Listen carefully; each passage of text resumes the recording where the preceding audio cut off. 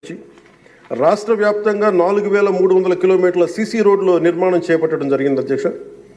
గత ప్రభుత్వం 5 ఏళ్ల హయాంలో 1800 కిలోమీటర్ల సీసీ రోడ్లు నిర్మాణం చేస్తే కేవలం 6 నెలల కాలంలో గౌరవ ముఖ్యమంత్రి శ్రీ నారా చంద్రబాబు గారి నాయకత్వంలో కూటమి ప్రభుత్వం 4300 కిలోమీటర్ల నిర్మాణం చేపట్టింది.